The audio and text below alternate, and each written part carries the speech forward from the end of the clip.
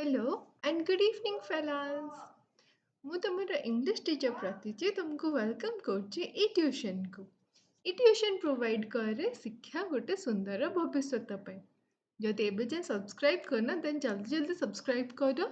ଆଉ ଏଇ ଟ୍ୟୁସନର upgraded ଭର୍ଜନର app ଆସି ସାରିଲାଣି, ଜଲ୍ଦି ଜଲ୍ଦି ଡାଉନଲୋଡ୍ କର ଆଉ ସହଜ ଭାବରେ ପଢ଼ିବା ଷ୍ଟାର୍ଟ କର। ଓକେ, ଆଜି ଆମେ ପଢ଼ିବା ନବମ ଶ୍ରେଣୀ ଇଂଲିଶ ବୁକ୍ର lesson number 1, that is the trunk of Ganesha part number 3. part number 1 और 2 ऑलरेडी अच्छी यूट्यूब रे, तुमको जदि दरकार देन वापस जाके देखि परिबो। बट हाँ, मु तुमको एबे समरीटा भी कहिदेबी 1 रे कौन थिला और 2 रे कौन थिला। मु ताको तमर समरीटा कहिदेबी, तापर हमें पार्ट 3 को जिबा। Okay, the trunk of Ganesha माने फर्स्ट कौन? ट्रंक माने तुम समझते जानछ, सब बहुत ही स्मार्ट और बहुत इंटेलिजेंट, हाँ कि नहीं? तो ट्रंक ऑफ गणेशा माने गणेशंकर सुंढ। आम पूरे चैप्टरटा से ऊपर ही पूरा आधारित थिला कि गणेशंकर सुंढ बनेबा चक्कर रे एते सब सिचुएशन क्रिएट ही जाइथिला। कहा द्वारा एठी मेन कैरेक्टर को ना कौन थिला?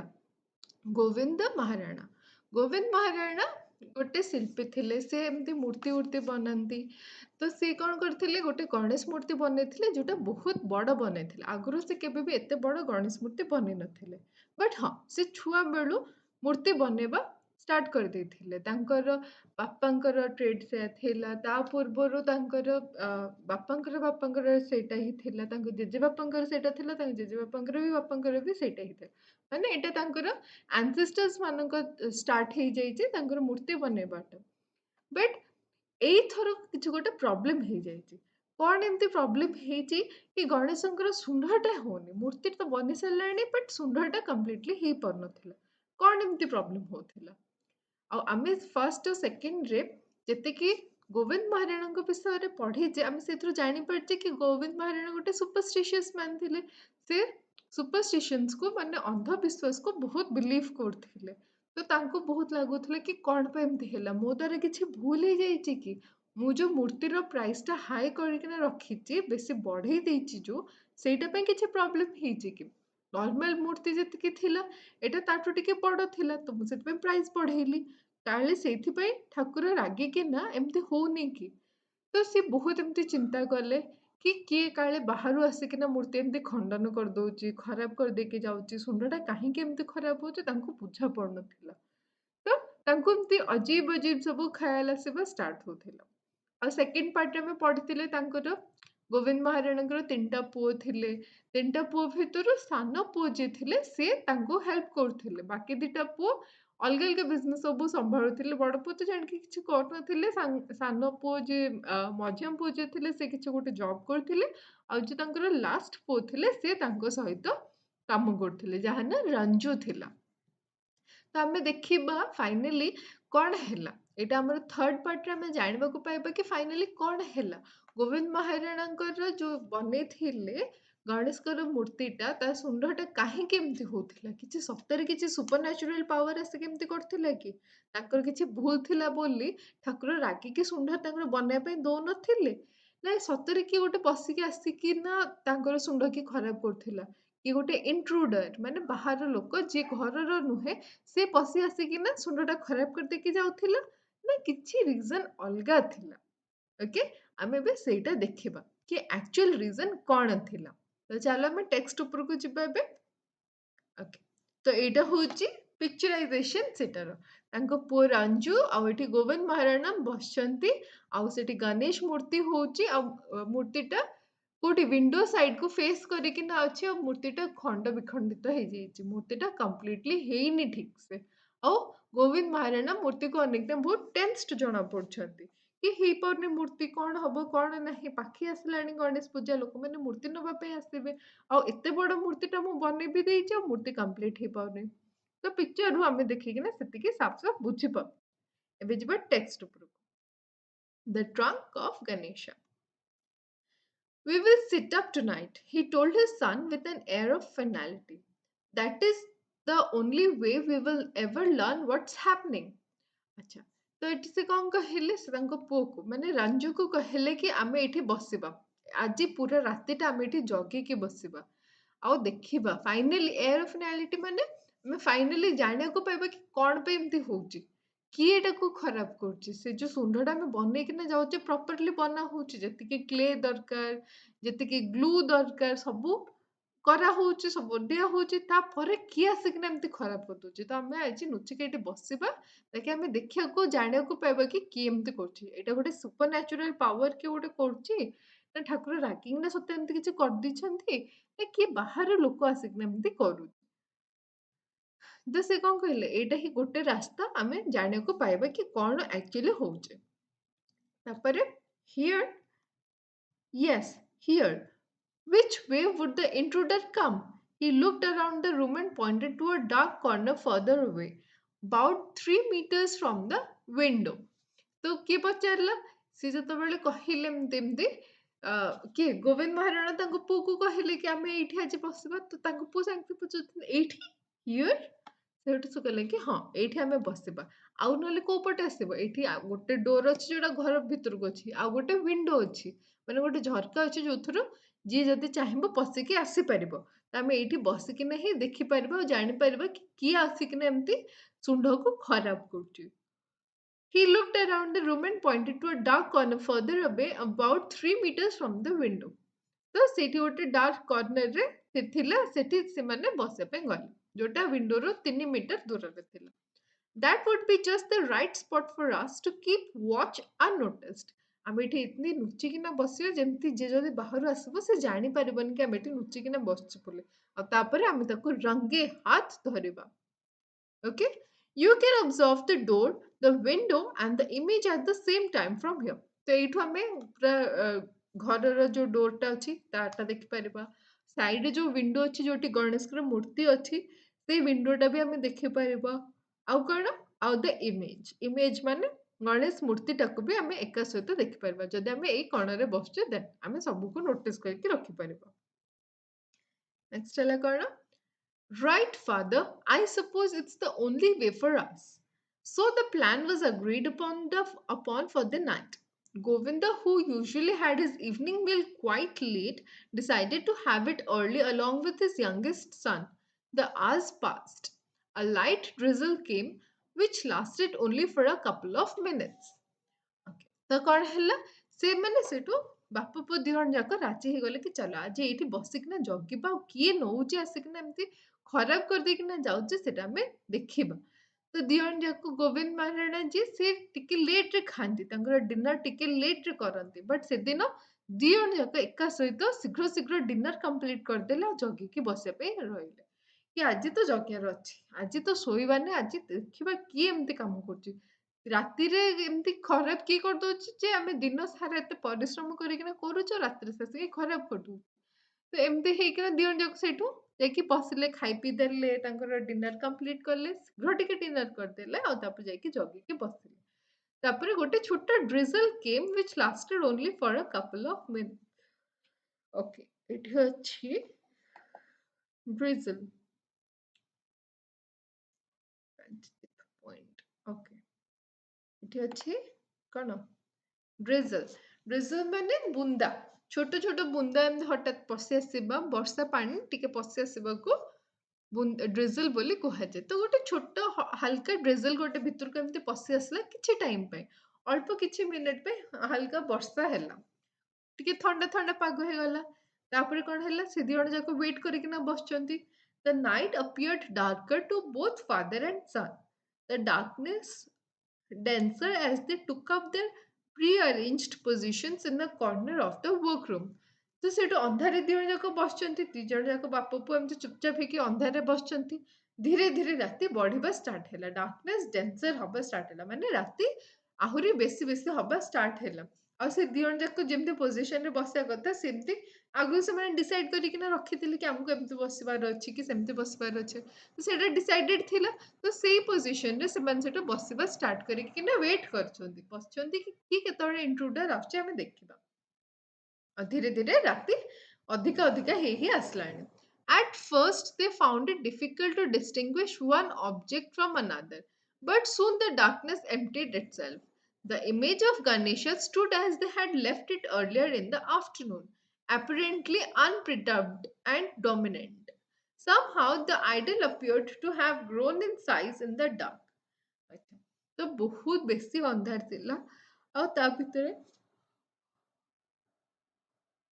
ସରି ତ ତା ଭିତରେ ନା ଜଣା ପଡୁନଥିଲା ଏତେ ଅନ୍ଧାର ଥିଲା ଯେ ସେମାନେ କିଛି ଜିନିଷଟା ଦେଖି ପାରୁନଥିଲେ ମାନେ ନିଜ ହାତ ଯୋଉ ଦେଖାଯାଏନି କୁହନ୍ତି ନା କିଟ କିଟ ଅନ୍ଧାର ପୁରା ଥାଏ ତ ସେମିତି ଅନ୍ଧାର ପୁରା ହେଇଯାଇଥିଲା ବହୁତ ବେଶୀ ଅନ୍ଧାର ଥିବା ଦ୍ଵାରା ସେମାନେ କିଛି ଜିନିଷକୁ ଦେଖି ପାରୁନଥିଲେ ବଟ୍ ଧୀରେ ଧୀରେ ଆମେ ଯୋଉ କୁହନ୍ତି ଏମିତି ନାଇଁ ଏମିତି ହଠାତ୍ ଯଦି ରାତି ହେଇଗଲା କି ହଠାତ୍ ଅନ୍ଧାର ହେଇଗଲା ଆମକୁ କିଛି ଜିନିଷ ଦେଖାଯାଏ ବଟ୍ ଧୀରେ ଟିକେ ଟାଇମିଂରେ ଯେତେବେଳେ ହାଲକା ହାଲକା ଆଲୁଅ ଆସିବା ଷ୍ଟାର୍ଟ ହୁଏ ଆମେ ତାପରେ ସବୁ ଏମିତି ନା ଜାଣିପାରେ କି ଏଇ ଜିନିଷଟା ଏଇଠି ଅଛି ସେଇ ଜିନିଷଟା ସେଇଠି ଅଛି ତ ଆମକୁ ସବୁ ଲୁପ୍ ହୋଲ୍ସ ଗୁଡା ସବୁ ଦେଖିବା ଷ୍ଟାର୍ଟ ହୁଏ ତ ସେମାନେ ବି ସେମିତି ହେଲେ ଯେତେବେଳେ ଧୀରେ ଡାର୍କନେସ୍ ଅନ୍ଧାରଟା ଧୀରେ କମିବା ଷ୍ଟାର୍ଟ ହେଲା ତାଙ୍କୁ ସବୁ ଜିନିଷ ଦେଖିବା ଷ୍ଟାର୍ଟ ହେଲା ଆଉ ଦେଖୁ ଦେଖୁ ସେ ଫାର୍ଷ୍ଟ କଣ ଦେଖିଲେ ଗଣେଶ ମୂର୍ତ୍ତିଟା ଦେଖିଲେ ଗଣେଶ ମୂର୍ତ୍ତିଟା ଯୋଉଟା ଆଫ୍ଟରନୁନରେ ସେମାନେ ବନେଇଥିଲେ ଖରାବେଳେ ବନେଇଥିଲେ ଆଉ ସେ ଶୁଣ୍ଢଟା ଯେମିତି ଥିଲା ସେମିତି ହିଁ ଅଛି ତାକୁ କେହି କିଛି ହାର୍ମ ପହଞ୍ଚେଇ ନାହାନ୍ତି କେହି ଆସିନାହାନ୍ତି ତାମାନେ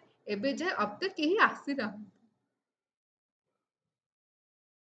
ତ ତାହାର ଗଣେଶ ମୂର୍ତ୍ତିଟା ସେମିତି ଅଛି ତାଙ୍କ ଶୁଣ୍ଢଟା ସେମିତି ହିଁ ଅଛି ତାକୁ କେହି କିଛି ଖଣ୍ଡ ବିଖଣ୍ଡିତ କରିନାହାନ୍ତି ସରି somehow the idol sorry somehow the idol appeared to have grown in size in the dark ଅନ୍ଧାରରେ ତାଙ୍କୁ ଲାଗୁଥିଲା ଯେମିତି ଗଣେଶଙ୍କ ମୂର୍ତ୍ତିଟା ଆହୁରି ବେଶୀ ବଡ ହେଇଯାଇଛି ଆହୁରି ବେଶୀ ଡେଙ୍ଗା ଆହୁରି ବେଶୀ ଲମ୍ବା ହେଇଯାଇଛି ମାନେ ଅନ୍ଧାରରେ ହଠାତ୍ ଗୋଟେ ଜିନିଷ ଦେଖିଲେ ସେମିତି ଲାଗେନି କି ଯେମିତି ବହୁତ ବଡ ହେଇଯାଇଛି କି ତମେ ଗୋଟେ ଜିନିଷ ଇମାଜିନ କରିବା ଷ୍ଟାର୍ଟ କର କି ଏଇଟା ଏମିତି ହେଇଛି କି ସେମିତି ହେଇଛି ତମେ ଇମାଜିନ କରିବା ଷ୍ଟାର୍ଟ କର ତ ତାଙ୍କୁ ବି ସେମିତି ହିଁ ଫିଲ୍ ହେଲା ତାପରେ କଣ ହେଲା huddled close to his father, Ranju's initial excitement had given way to a cold weariness as the night progressed. Perhaps the boy should be sent to bed, Govind thought. He heard him yawning in the dark. Acha. The huddled close to his father ମାନେ ତା ବାପାଙ୍କ ଏମିତି ଜାକି ହେଇକି ପାଖରେ ଏମିତି ରହିବା ପାଖରେ ଏମିତି ଧରିକିନା ତାଙ୍କ ବାପାଙ୍କୁ ଏମିତି ହଠାତ୍ ଧରିକିନା ଏମିତି ରଖିଥିଲେ ରଞ୍ଜୁ ତାଙ୍କୁ ବହୁତ ନିଦ ଲାଗୁଥିଲା ଆଉ ତାଙ୍କ ଯୋଉ ଏକ୍ସାଇଟମେଣ୍ଟ ଥିଲା ଇନିସିଆଲ ଏକ୍ସାଇଟମେଣ୍ଟ ମାନେ ଯୋଉ ଷ୍ଟାର୍ଟିଂରେ ତାଙ୍କ ଯୋଉ ଏକ୍ସାଇଟମେଣ୍ଟ ଥିଲା କି କିଏ ଆସିବ ଆଜି ଆମେ ଧରିବା କିଏ ଏମିତି ଶୁଣ୍ଢଟାକୁ ଖରାପ କରୁଛି ଆମେ ଦେଖିବା କି ସତ କିଏ ଆସିଲେ ଖରାପ କରୁଛି କିଛି ସୁପର ନ୍ୟାଚୁରାଲ ପାୱାର ଥ୍ରୁ ସେଟା ଖରାପ ହଉଛି ଆଉ ତାଙ୍କୁ ଆଗରୁ କଣ ଲାଗୁଥିଲା କି କାଳେ ୱିଣ୍ଡ ଆସିକିନା ବହୁତ ଜୋରସେ ୱିଣ୍ଡ ହଉଥିବ ଆଉ ସେଇଟା ପାଇଁ ତାଙ୍କର ମୂର୍ତ୍ତିର ସେ ଯୋଉ ଟ୍ରଙ୍କ ଟା ଖରାପ ହଉଥିବ ବଟ୍ ସେମିତି କିଛି ହଉନଥିଲା ବଟ୍ ଧୀରେ ଯେତେ ରାତିଟା ଏମିତି ପ୍ରୋଗ୍ରେସ କରି ଗଲା ରାତିଟା ବେଶୀ ହେଇକିନା ଗଲା ସେଇ ଟାଇମରେ ରଞ୍ଜୁକୁ ଧୀରେ ଟାୟାର୍ଡ ହବା ଷ୍ଟାର୍ଟ ହେଲା ତାକୁ ବହୁତ ବାଧା ଲାଗିବା ଷ୍ଟାର୍ଟ ହେଲା ତାପରେ ଧୀରେ ସେ ଯୋଉ ବାପାଙ୍କ କୋଳରେ ଏମିତି ଚିପକି ହେଇକିନା ହଡଲ କରିକିନା ଯୋଉ ବସିଥିଲା ତାକୁ ନିଦ ଆସିବା ଷ୍ଟାର୍ଟ ହେଇଗଲା perhaps a boy should be sent to bed Gobinda ସେଠୁ କଣ ଭାବିଲେ କି ପୁଅକୁ ନିଦ ଆସିଲାଣି ଆଉ କିଛି ଟାଇମ ପୂର୍ବରୁ ସେ ହାଇ ବି ମାରୁଥିଲା ୟର୍ନିଂ ମାନେ ହାଇ ମାରିବା ୟର୍ନ କରିବା ମାନେ ହାଇ ମାରିବା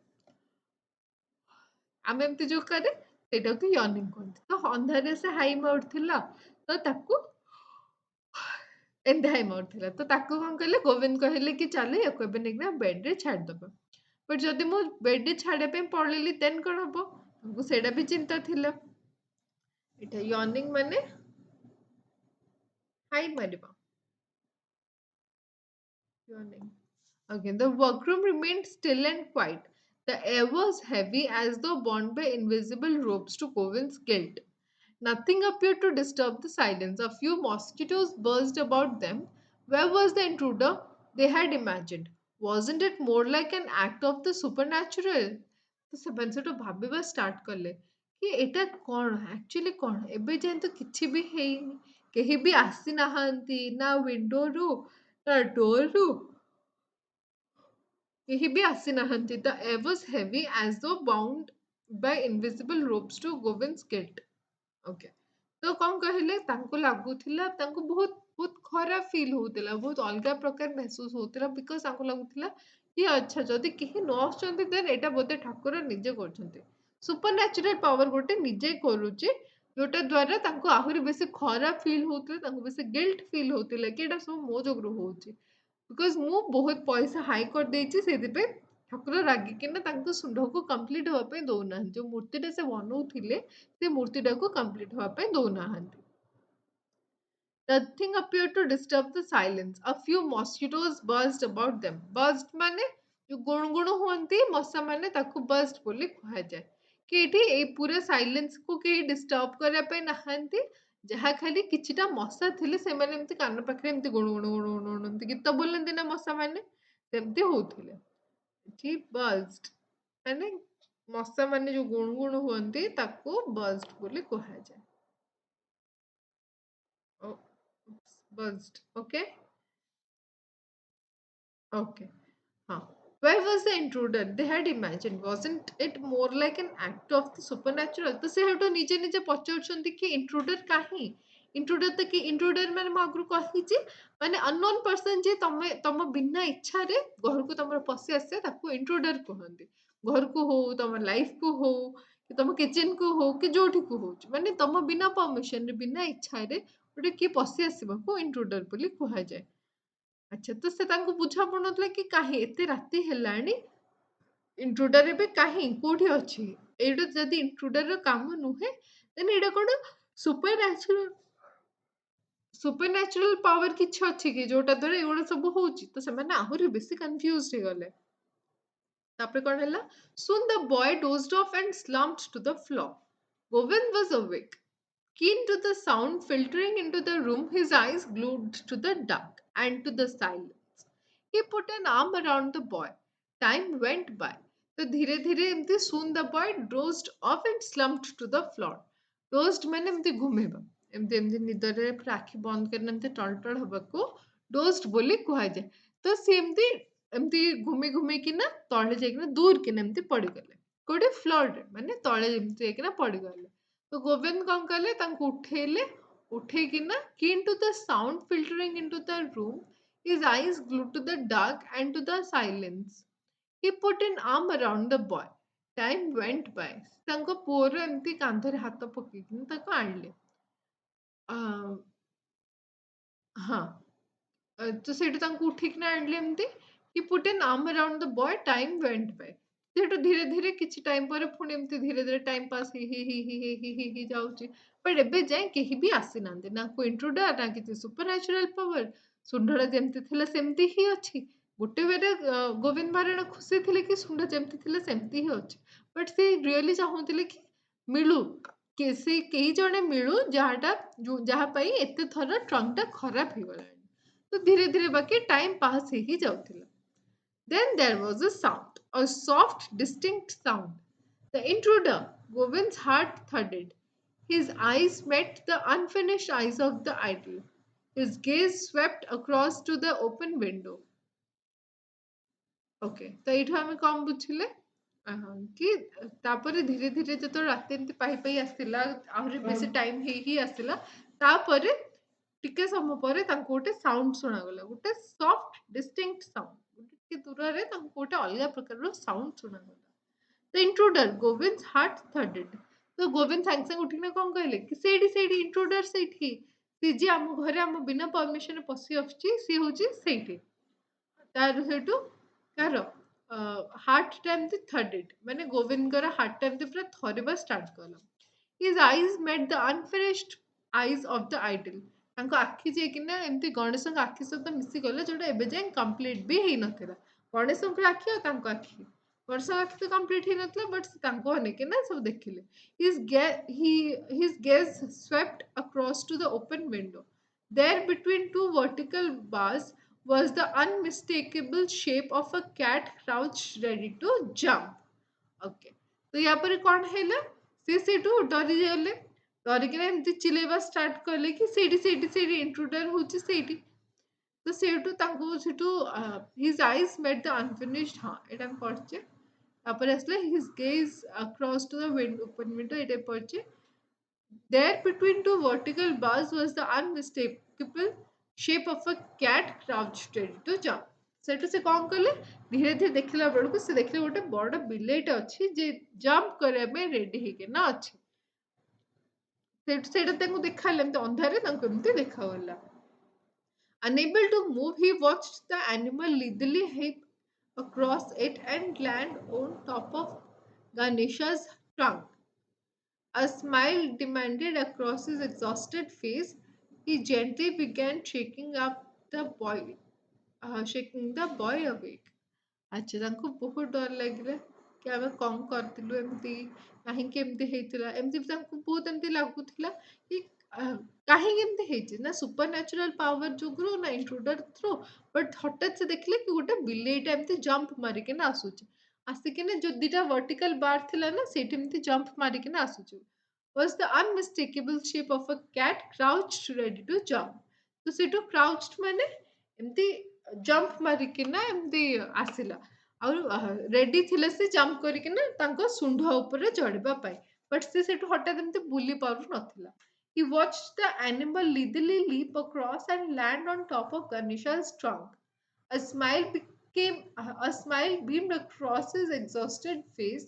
He gently began shaking the boy awake. ତ ସେ ସେଇଠୁ ସାଙ୍ଗେ ସାଙ୍ଗେ ତାଙ୍କ ପୁଅକୁ ଏମିତି ଉଠେଇବା ଷ୍ଟାର୍ଟ କଲେ କି ଦେଖେ ଦେଖେ ଦେଖେ ଆମେ କଣ କଣ ଭାବୁଥିଲେ ଆମକୁ ଲାଗୁଥିଲା ଠାକୁର ପନିଶମେଣ୍ଟ ଦେଇଛନ୍ତି ଆମକୁ ଲାଗୁଥିଲା ଆ, କିଏ ଗୋଟେ ବାହାରୁ ଆସିକିନା କିଛି ଗୋଟେ କରୁଛି ବଟ୍ ବାହାରୁ ତ ସତରେ ଆସିଥିଲା ବଟ୍ କିଏ ଆସିଥିଲା ବିଲେଇ କେହି ମଣିଷ ଆସିନଥିଲା ବିଲେଇ ଆସିକିନା ସବୁ କିଛି ଖାଇ ଦେଇକିନା ଯାଇଥିଲା ଓକେ ସରି ଖାଇ ନଥିଲା ସବୁ କିଛି ଖରାପ କରିଦେଇକିନା ଯାଇଥିଲା ତାଙ୍କ ଯୋଉ ଶୁଣ୍ଢଟା ଅଛି ସେଟାକୁ ଖରାପ କରିଦେଇକିନା ଯାଇଥିଲା ଓକେ ତ ଏଇଗୁଡ଼ା ସବୁ ଦେଖିକି ନା ସେଠୁ ସେମିତି ସ୍ମାଇଲ କଲେ କିଏ ଗୋବିନ୍ଦ ମହାରାଣା ଏମିତି ସ୍ମାଇଲ କଲେ ବିକଜ ସେ ଜାଣିପାରିଲେ କି ବିଲ୍ଟା ଏମିତି ସରି ଗୋବିନ୍ଦ ମହାରାଣା ସ୍ମାଇଲ କଲେ ବିକଜ ସେ ଜାଣିପାରିଲେ କି ବିଲେଇଟା ଏମିତି ଜମ୍ପ ମାରିକିନା ତାଙ୍କର ଗଣେଶଙ୍କର ଶୁଣ୍ଢଟା ଯୋଉ ଅଛି ସେଇଟାକୁ ଖରାପ କରୁଥିଲା ନାହିଁ କିଛି ସୁପର ନ୍ୟାଚୁରାଲ ପାୱାର ଥିଲା ନାହିଁ କି ଇଣ୍ଟ୍ରୁଡର ଥିଲେ ଯୋଉଟା ସେ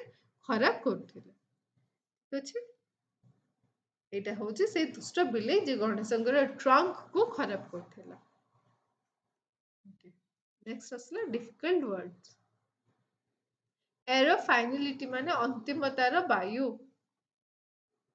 ଇଣ୍ଟ୍ରୁଡର ମାନେ ଅନୁପ୍ରବେଶକାରୀ ଡ୍ରିଜଲ ମାନେ ବର୍ଷା ବୁନ୍ଦା ଆସିବା ଅନପ୍ରିଡକ୍ଟ ମାନେ ଅବିଭକ୍ତ ଡମିନେଣ୍ଟ ମାନେ ପ୍ରାଧାନ୍ୟ ଭାବରେ ପ୍ରଭାବ ପକେଇବା ହର୍ଡଲ ମାନେ ପାଖାପାଖି ରହିବା ବସିବା ଇନିସିଆଲ ମାନେ ପ୍ରାରମ୍ଭିକ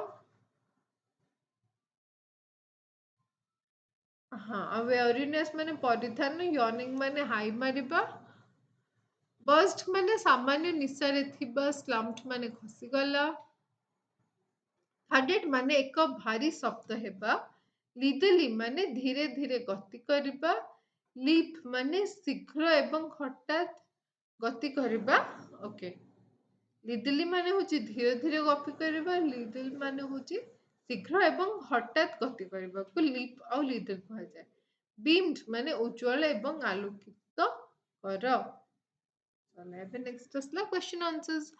Why did Govinda tell his son to sit in the workroom? Govinda told his son to sit in the workroom because he wanted to observe how the trunk was breaking and to know who the intruder was. Okay, କିଏ ଥିଲା intruder ଆଉ କିଏ ଭାଙ୍ଗିକିନା ବସିଥିଲା ସେଇଟା ଦେଖିବା ପାଇଁ ସେ ବସିଥିଲା. Why did he choose that particular place to sit? He chose that particular place so that he could observe the door, window, and the image of the same time.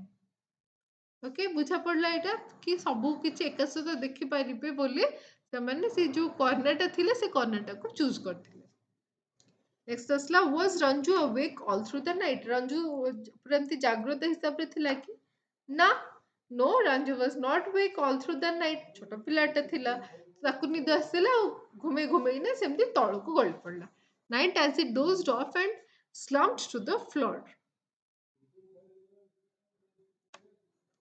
What was Govind thinking in darkness?